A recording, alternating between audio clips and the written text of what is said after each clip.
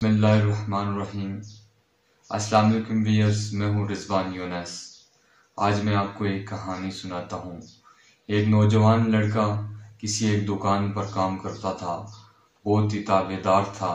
ایک دن مالک نے خوش ہو کر اس کی تنخواہ میں 5000 کا اضافہ کر دیا۔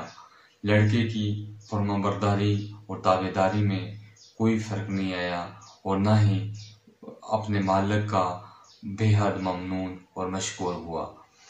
تو کچھ عرصے کے بعد مالک نے جب دیکھا کہ یہ میرا کوئی احسان مند، اس نے کوئی میرا شکر ادا نہیں کیا، تو اس نے اس کی تنخواہ میں 5000 کی کمی کر دی۔ تو تب بھی لڑکے کی فرمانبرداری اور اس کی تابع داری میں کوئی فرق نہیں آیا۔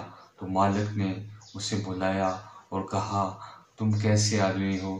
میں نے تمہاری 5000 تنخواہ بڑھائی، پھر بھی تم کچھ نہیں بولے، اور میں نے کم کی تب بھی تم کچھ نہیں بولے، کیا ماجرا ہے؟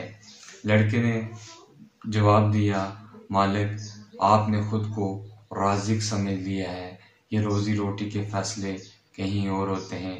جس دن آپ نے میری تنخواہ میں 5000 کا اضافہ کیا، اس سے ایک دن پہلے اللہ نے مجھے ایک بیٹا عطا کیا تھا، اور میں یہ سمجھا کہ یہ میرے اللہ نے اس کے رزق کا بندوبست کر دیا ہے، تو میں نے اللہ ہی کا شکر ادا کیا اور اسی کا مشکور رہا۔ پھر جب آپ نے اگلے مہینے میری تنخواہ سے 5000 کم کر دیا، تو اس دن میری والدہ وفات پا گئی تھی۔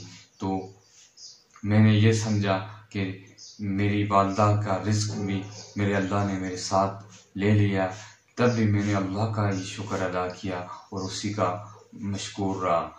بات کرنے کا مقصد یہ ہے کہ یہ روزی روٹی کے فیصلے کہیں اور ہوتے ہیں۔ جب ہم کسی کو کوئی چیز دیا کریں تو یہ نہ سمجھا کریں کہ یہ ہم دے رہے ہیں یا ہماری یہ اتنی حیثیت ہے، یہ ہم تو بس مورے ہیں جو آگے یا پیچھے کر کے اسباب پیدا کر دیا جاتا ہے، اور اللہ کا دیا ہوا رزق سمجھ کر ہم اسے آگے دے دیا کریں۔ اللہ سے دعا ہے اللہ تعالی ہمیں صحیح معنوں میں اپنی رضا کی خاطر خرچ کرنے کی توفیق نصیب فرمائے۔ اگر میری یہ ویڈیو آپ کو اچھی لگی ہے، میری ویڈیو کو لائک اور میرے چینل کو سبسکرائب ضرور کیجیے گا، تاکہ میں آپ کے لیے مزید ویڈیو بنا سکوں۔ اللہ نگہباں۔